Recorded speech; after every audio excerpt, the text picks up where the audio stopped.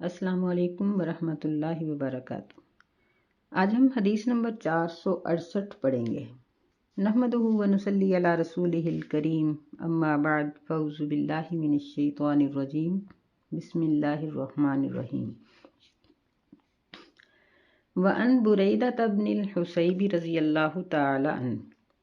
قال قال رسول اللہ صلی اللہ علیہ وسلم کنت نہیتکم عن زیارت القبور فزوروها۔ سیدنا بریدہ بن حصیب اسلمی رضی اللہ تعالیٰ عنہ روایت کرتے ہیں، کہتے ہیں کہ رسول اللہ صلی اللہ علیہ وسلم نے فرمایا، میں تمہیں قبروں کی زیارت سے منع کرتا تھا، یا میں نے تمہیں قبروں کی زیارت سے منع کیا تھا، فزوروہا، پس اب ان کی زیارت کر لیا کرو۔ رواہ مسلم، اسے مسلم نے روایت کیا ہے، اور ترمذی نے زیادہ کیا ہے، فَإِنَّهَا تُذَكِّرُ الْآخِرَةَ، کہ پس بے شک قبروں کی زیارت آخرت کا یاد دلاتی ہے۔ زاد ابن ماجہ، ابن ماجہ نے زیادہ الفاظ یہ ذکر کیے ہیں، من حدیث ابن مسعود، ابن مسعود کی حدیث سے، اس کے زائد الفاظ یہ ہیں، وَتُزَهِّدُ فِي الدُّنْيَا، کہ یہ دنیا سے بے رغبت کر دیتی ہے، یعنی قبروں کی زیارت سے دنیا سے بے رغبتی حاصل ہوتی ہے۔ تو اب دفن کرنے کے بعد کے کچھ مسائل بیان کیے جائیں گے، جن میں سے پہلا مسئلہ یہ ہے کہ جب نبی صلی اللہ علیہ وسلم مدینہ میں تشریف لائے تو اس وقت جہالت کی بہت سی رسمیں جاری تھیں، اور چونکہ ابھی لوگ نئے نئے مسلمان ہو رہے تھے تو نوحہ کرنا، پیٹنا، قبروں کو سجانا، یہ سب چیزیں ہو رہی تھیں۔ تو نبی صلی اللہ علیہ وسلم نے ان چیزوں سے روکنے کے لیے سب سے پہلے یہ اقدام کیا کہ قبروں کی زیارت سے منع کر دیا کہ قبرستان میں دفن کے علاوہ جاؤ ہی نہیں۔ جب صحابہ کرام رک گئے تو پھر نبی صلی اللہ علیہ وسلم نے جانے کی اجازت دی تاکہ جاہلیت کی رسموں کا قلع کما ہو جائے۔ اور ایک روایت اس طرح ہے کہ جب سورہ الہاکم التکاثر حتی زرتم المقابر، یہ سورہ مبارکہ نازل ہوئی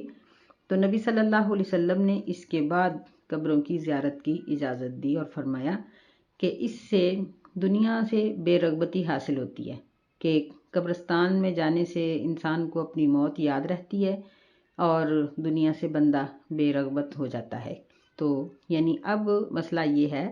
کہ مردوں کے لیے بہت اچھا ہے کہ وہ قبروں کی گاہے بگاہے زیارت کیا کریں، قبرستان جایا کریں اور فوت ہونے والوں کے لیے دعا کیا کریں۔ اگر مرد حضرات دین کے پابند ہو جائیں تو ان کے گھریلو حالات خود ہی ٹھیک ہو جاتے ہیں، عورتیں خود ہی ٹھیک ہو جاتی ہیں۔ اللہ تعالیٰ نے مردوں کو حاکمیت اسی لیے دی ہے کہ وہ دین خود سیکھیں اور پھر اس کے بعد اپنے گھروں میں اپنے حالات کو درست کریں۔ وعن ابی ہریرہ رضی اللہ تعالیٰ عنہ، سیدنا ابو ہریرہ رضی اللہ تعالیٰ عنہ سے روایت ہے، ان رسول اللہ صلی اللہ علیہ وسلم لعن زائرات القبور، اخرجہ الترمذی وصححہ ابن حبان۔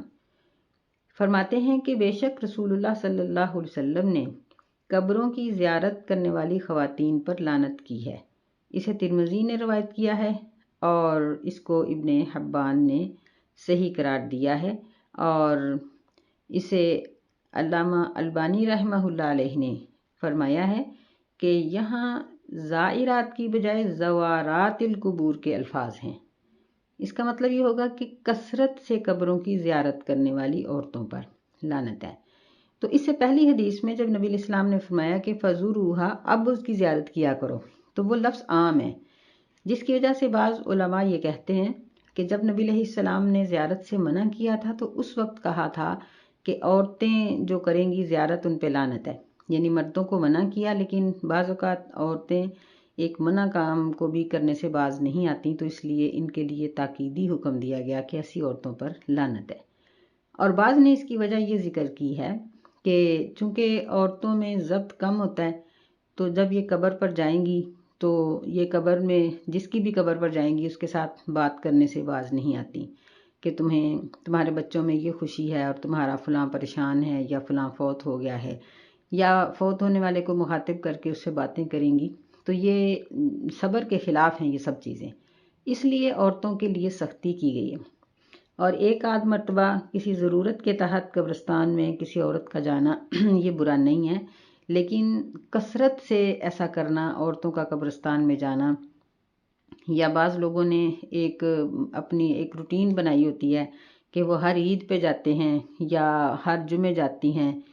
تو یہ چیزیں منع ہیں۔ یعنی عورت کو منع کیا گیا ہے کہ وہ جہاں تک بھی ممکن ہو نہ جائے، اور اگر بہت ہی ضروری ہو جانا تو پھر ایسی صورت میں پردے کا اہتمام کیا جائے اور اپنے ساتھ کسی محرم کو لیا جائے، کیونکہ آج کل تو قبرستانوں کے حالات ہی بہت خراب ہیں، نشے کے کاروبار تقریباً قبرستانوں میں ہی ہوتے ہیں، تو اس لیے عورتوں کا تنہا وہاں جانا خطرے سے بھی خالی نہیں ہے۔ اور نبی صلی اللہ علیہ وسلم کی یہ حدیث یعنی بعض کے نزدیک منسوخ ہے کہ بعد میں قبروں کی زیارت کی اجازت دے دی گئی، اور جنہوں نے اس کو منسوخ قرار نہیں دیا بلکہ یہ کہا ہے کہ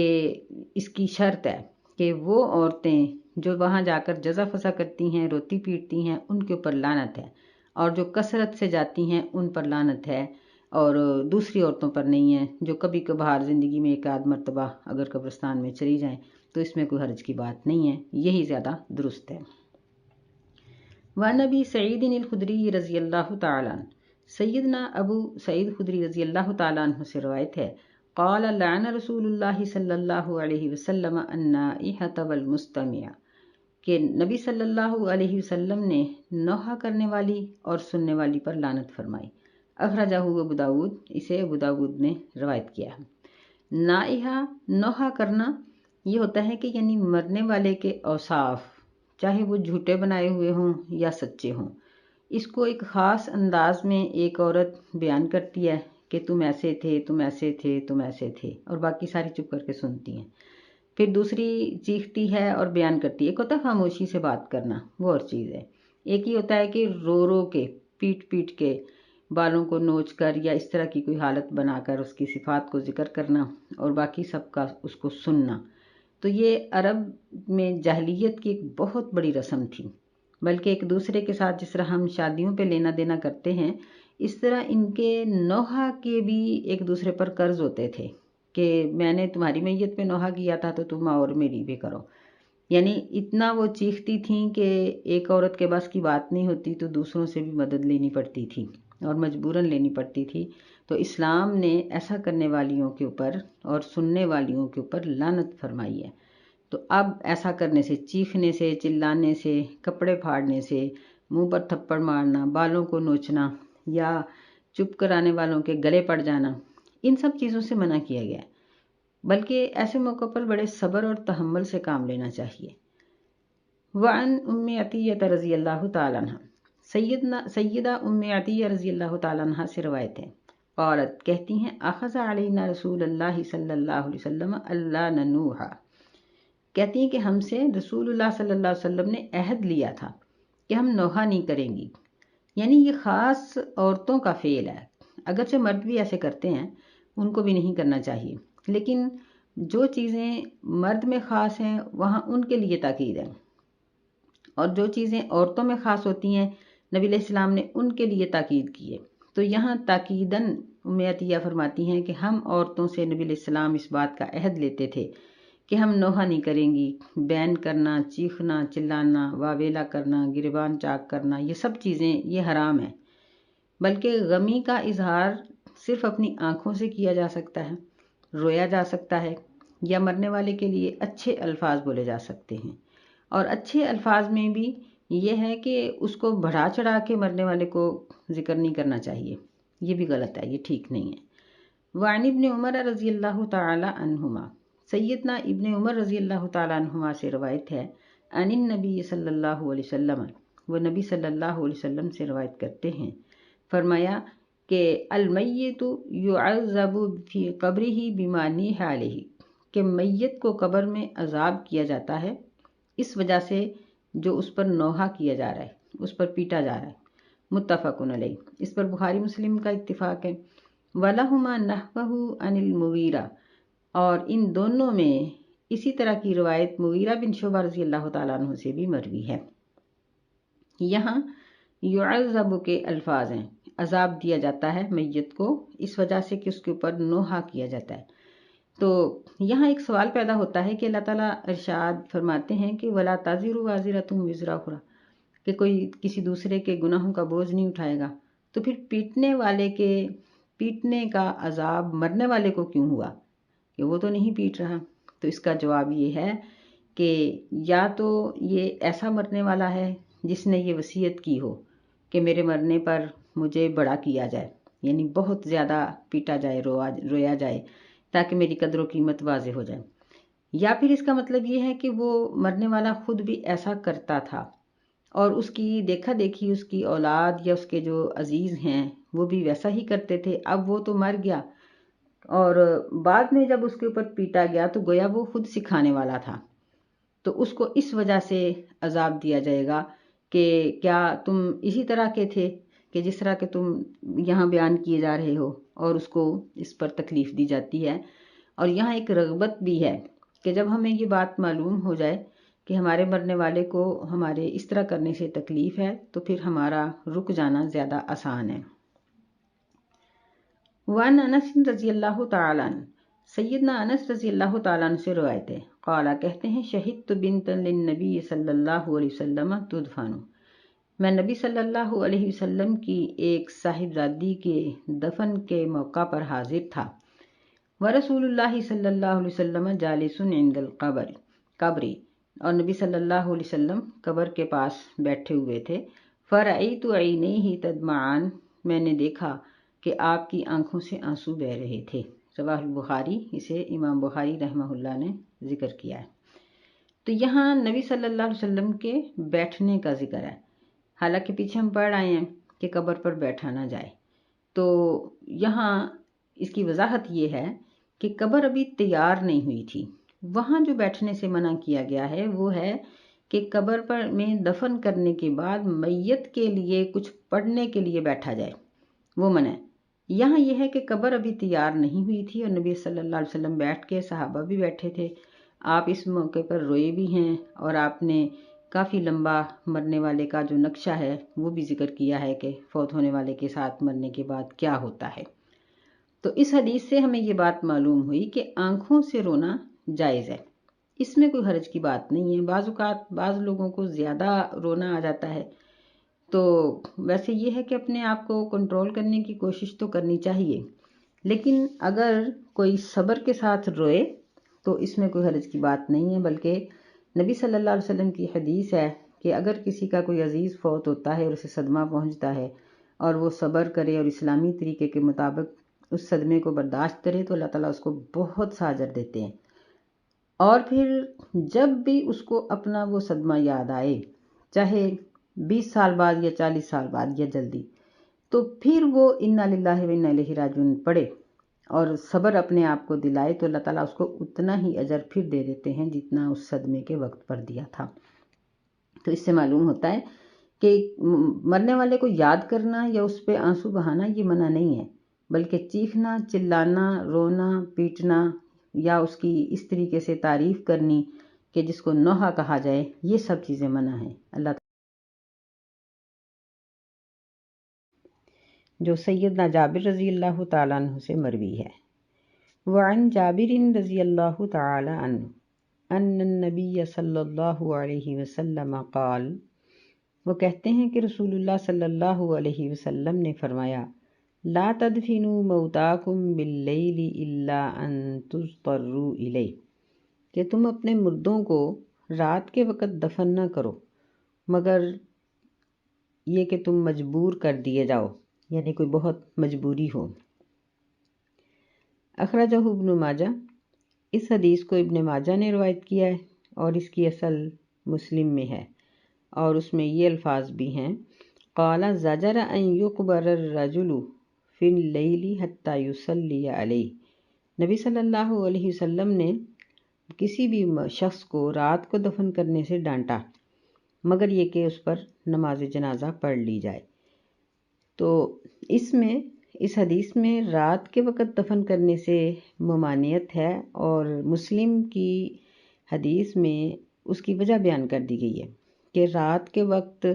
یعنی اس طرح سے دفن کر دیا جائے کہ اس پر نماز جنازہ نہ پڑھی جائے، تو یہ منع ہے۔ دوسری وجہ یہ سمجھ آتی ہے کہ رات کو چونکہ ان دنوں لائٹس بھی نہیں تھیں، تو ایسی صورت میں میت کا غسل اور اس کا کفن اور پھر اس کو دفن کرنا، یہ چیزیں اچھے طریقے سے نہیں ہو سکتی تھیں، اس لیے نبی صلی اللہ علیہ وسلم نے ایسا کرنے سے منع کیا۔ اور اس کی ایک وجہ یہ بھی ہے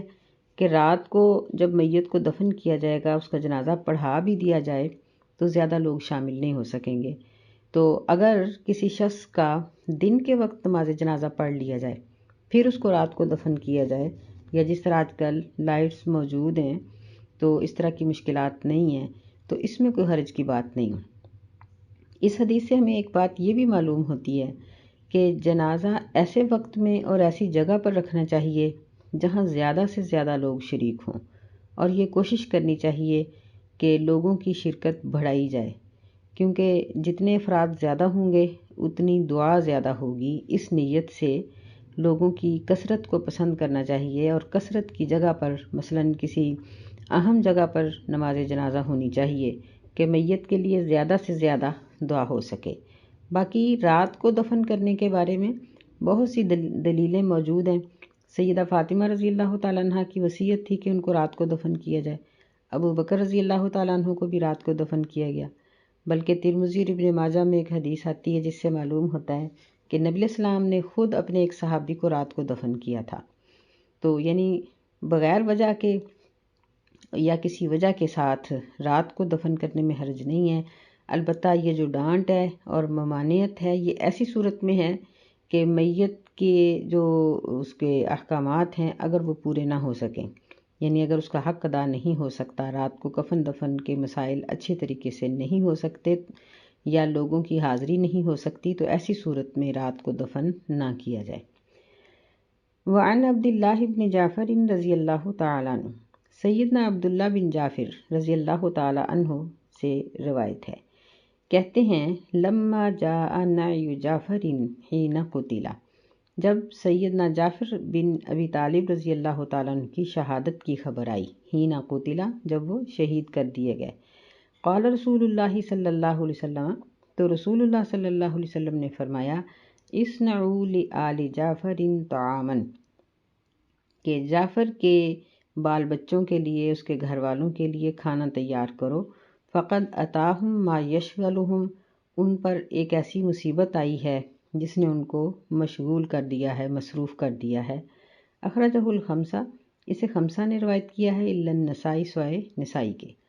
تو یہ عبداللہ یہ سیدنا جعفر رضی اللہ تعالیٰ عنہ کے یہ بیٹے ہیں، اور جعفر رضی اللہ تعالیٰ عنہ یہ سیدنا علی بن ابی طالب کے بڑے بھائی ہیں، نبی صلی اللہ علیہ وسلم کے کزن ہیں، یہ جنگ موطا میں شہید ہوئے تھے،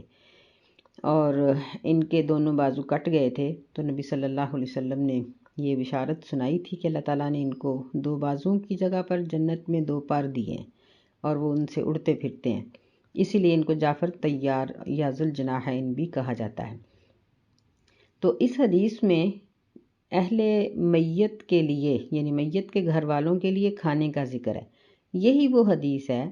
جس سے لوگوں نے اتنے لمبے چوڑے مسائل خود اپنے پاس سے بنا لیے کہ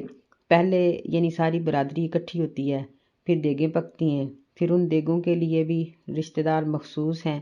کہ فلاں فلاں لوگ ہی صرف پکا سکتے ہیں یا ان کا حق بنتا ہے کہ وہ پکائیں، اور پھر یہ ایک ایسی بڑی رسم بن گئی ہے کہ ہم نے خود دیکھا ہے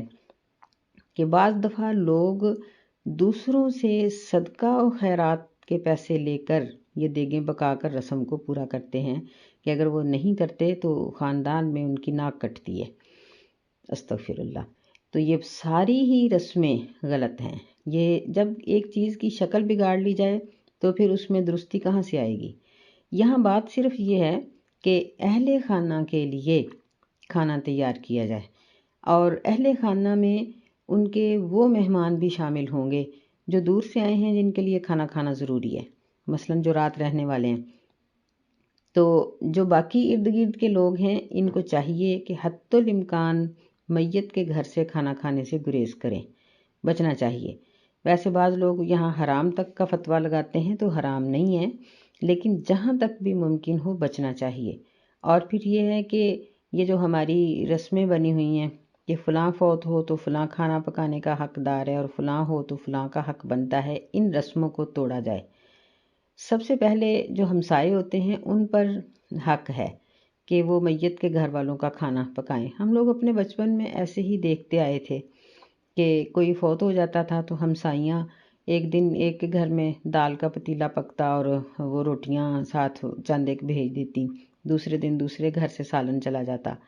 تو اب پھر کھانے بھی بڑھیا سے بڑھیا، اچھے سے اچھے، اور گوشت اور بہت کچھ۔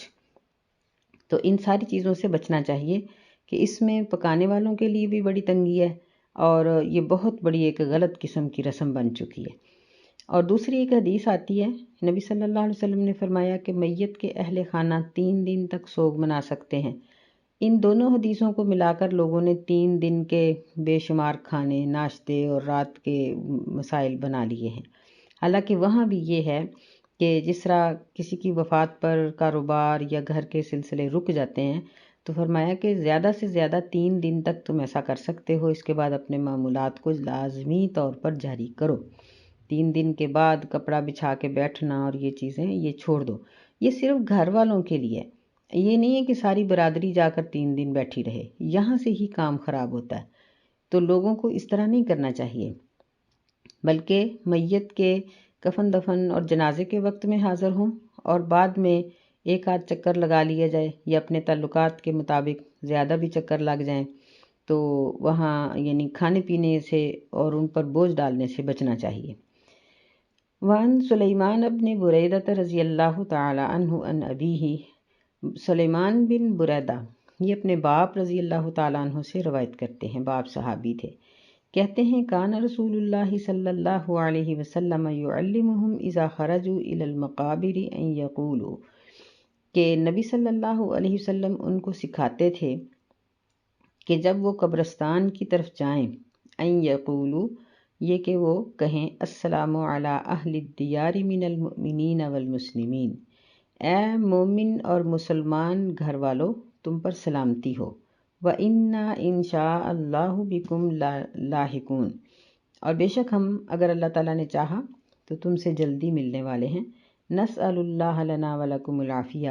ہم اپنے لیے اور تمہارے لیے بھی اللہ تعالیٰ سے عافیت کا سوال کرتے ہیں، رواہ مسلم۔ تو اس حدیث سے معلوم ہوا کہ قبرستان میں جب بھی کوئی جائے تو اس کو یہی دعا پڑھنی چاہیے یا اس قسم کی کوئی اور دعا پڑھ لینی چاہیے۔ سورہ فاتحہ کا وہاں جا کر پڑھنا یا تلاوت کرنا یہ چیزیں ثابت نہیں ہیں، کیونکہ ان میں میت کے لیے کوئی دعا نہیں ہے، یہ تو زندہ لوگوں کے لیے ہدایت کی دعا ہے ان صورتوں میں۔ تو یعنی قبرستان کے پاس سے بھی اگر کوئی گزرے تو ان کی طرف توجہ کر کے دعا کر لے، مثلا بعض اوقات سفر میں آ جاتا ہے قبرستان، تو یہ اچھی بات ہے، واجب تو نہیں ہوتا لیکن اچھی بات ہے کہ قبرستان والوں کے لیے دعا کر دی جائے، کیونکہ دعاؤں کی وجہ سے اللہ تعالیٰ ان کے اوپر ضرور رحم کرتا ہے اور دعاؤں کو اللہ تعالیٰ قبول کرتا ہے۔ اسی طرح ایک اور دعا اگلی حدیث میں آ رہی ہے، وعن ابن عباس رضی اللہ تعالی عنہما، سیدنا ابن عباس رضی اللہ تعالی عنہما سے روایت ہے، قال کہتے ہیں مر رسول اللہ صلی اللہ علیہ وسلم بقبور المدینہ فاقبل علیہم بوجہ، نبی صلی اللہ علیہ وسلم کا گزر مدینہ کے قبرستان پر سے ہوا، آپ اپنے چہرے کے ساتھ ان کی طرف متوجہ ہوئے، یعنی آپ نے اپنا منہ مبارک ان کی طرف کیا، فقال آپ نے فرمایا السلام علیکم، تم پر سلامتی ہو، یا اہل القبور، اے قبروں والو، یغفر اللہ لنا ولکم، بخش دے اللہ تعالیٰ ہمیں بھی اور تمہیں بھی، انتم لنا سلفنا ونحن بالاثر، تم ہم سے پہلے جانے والے ہو اور ہم تمہارے پیچھے آنے والے ہیں، رواہ ترمذی، اسے ترمذی نے روایت کیا ہے، وقال حسن، اور اس نے کہا کہ یہ حدیث حسن ہے۔ یعنی پہلی حدیث میں بھی مؤمنین اور مسلمین کا لفظ تھا، جس سے یہ بات معلوم ہوتی ہے کہ اگر مسلمانوں کے قبرستان میں بھی کوئی ایسا شخص دفن ہے جو مسلمان نہیں ہے تو اس کو ہماری دعا کا اثر نہیں ہوگا، اور یہ بھی ہمیں معلوم ہوا کہ ہم صرف مسلمان اور مومنین کے لیے ہی دعا کر سکتے ہیں۔ اور اس حدیث میں الفاظ کچھ زیادہ اچھے ہیں، واضح ہیں، کہ اس میں نبی صلی اللہ علیہ وسلم نے فرمایا کہ اللہ ہمیں بھی اور تمہیں بھی بخش دے، تم ہم سے پہلے آ گئے ہو، ہم تمہارے پیچھے آنے والے ہیں، یعنی یہ بندے کو اپنی موت یاد دلاتے ہیں۔ تو یہ چھوٹی چھوٹی دعائیں ہیں، یہ یاد کر لینی چاہیے۔ اور یہاں بھی مرہ کا لفظ ہے کہ نبی صلی اللہ علیہ وسلم نے گزرتے ہوئے یہ دعا پڑھی ہے، یعنی یہاں ارادتاً قبرستان میں نہیں گئے۔ تو اس سے ہمیں معلوم ہوا کہ اگر کوئی قبرستان کے پاس سے گزرے یا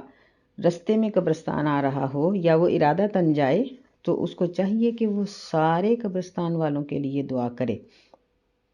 اور پھر جس قبر پر وہ گیا ہے اس کے لیے خاص بھی کر سکتا ہے۔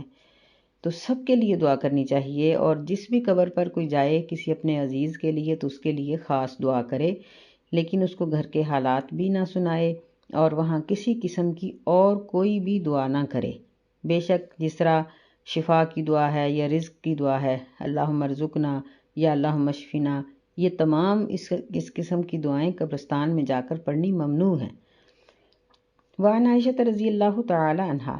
سیدہ عائشہ رضی اللہ تعالی عنہا سے مروی ہے، قالت کہتی ہیں، قال رسول اللہ صلی اللہ علیہ وسلم، رسول اللہ صلی اللہ علیہ وسلم نے فرمایا، لا تسبوا الاموات، کہ تم مردوں کو گالی نہ دو، فإنہم قد افضوا الی ما قدموا، بے شک وہ اس چیز کی طرف پہنچ چکے ہیں جو انہوں نے آگے بھیجا تھا یا انہوں نے اپنا عمل آگے کے لیے جمع کیا تھا۔ رواہ البخاری، اسے امام بخاری نے روایت کیا ہے، اور ترمذی نے روایت کیا ہے مغیرہ رضی اللہ تعالیٰ عنہ سے اسی طرح۔ لیکن قال، اس میں یہ الفاظ بھی آپ نے کہے کہ فتوز الاحیاء، بس تم زندہ لوگوں کو اس سے تکلیف دو گے، یعنی میت کی برائی کرو گے تو زندہ لوگوں کو ہی تکلیف پہنچے گی، میت تو اپنے ٹھکانے پہ پہنچ چکی ہے۔ یہ اصل میں جب وردہ رضی اللہ تعالیٰ عنہ مسلمان ہوئیں، جو ابو لہب کی بیٹی تھیں، تو لوگ کہنے لگے کہ اللہ کے دشمن کی بیٹی مسلمان ہوئی ہے، تو نبی صلی اللہ علیہ وسلم نے اس وقت یہ بات ارشاد فرمائی تھی کہ ایسا کہنے سے ان کے رشتہ داروں کو، مرنے والوں کے رشتہ داروں کو تکلیف ہوگی، وہ تو اپنے عمل کو پہنچ گئے۔ تو ہمیں بھی یہ بات اچھی طرح سے یاد رکھنی چاہیے کہ جب کوئی فوت ہو جائے تو اس کے بعد اس کو گالی نہ دی جائے، اس کو برا بھلا نہ کہا جائے۔ البتہ ایسے کافر جن کے رشتہ دار بھی موجود نہیں ہوتے اور ان کی برائیاں موجود ہیں، ان کے اوپر ان لفظوں کے ساتھ ان کی برائی بیان کی جا سکتی ہے جن لفظوں سے اللہ اور اس کے رسول صلی اللہ علیہ وسلم نے ان کی برائی بیان کی ہے۔ جس طرح ابو جہل، ابو لہب کے بارے میں اگر اب کوئی کہے کہ وہ جہنمی ہیں یا وہ خبیث تھے یا وہ ناپاک تھے تو اس میں کوئی حرج کی بات نہیں ہے، کیونکہ اب یہاں ہمارے پاس ان کے رشتہ دار موجود نہیں ہیں، تو کسی کے رشتہ داروں کے سامنے ان کے فوت ہونے والوں کو برا کہنا یا ان کی برائی کرنا یہ مناسب نہیں ہے۔ البتہ اگر کوئی ایسی بات ہے جو مرنے والے کے بعد بیان کر کے زندہ لوگوں کا جھگڑا ختم ہو سکتا ہے یا کوئی اور اس قسم کی مجبوری ہے تو اس میں کوئی حرج کی بات نہیں ہے۔ اللہ تعالی ہمیں سمجھنے کی توفیق عطا فرمائے۔ آج یہ کتاب الجنائز ختم ہوا اور اس میں ہم نے بہت سے مسائل پڑھے جو مرنے کے متعلق تھے، لیکن یہ مختصر تھے۔ اس کے علاوہ بھی بے شمار مسائل ایسے ہیں۔ اللہ تعالیٰ سے دعا ہے کہ اللہ ہمیں زندگی اور موت کے اصول سمجھنے کی توفیق عطا فرمائے اور ان پر عمل کرنے کی توفیق عطا فرمائے، اور ہمارے مرنے والوں کے اوپر اللہ اپنا رحم نازل فرمائے۔ اللہم اغفر لنا ولجمیع المؤمنین والمؤمنات والمسلمین والمسلمات الاحیاء منہم والاموات، ربنا اغفر لنا ولاخواننا الذین سبقونا بالایمان ولا تجعل فی قلوبنا غلا للذین آمنوا ربنا انک رؤوف رحیم، آمین یا رب العالمین۔ السلام علیکم ورحمۃ اللہ وبرکاتہ۔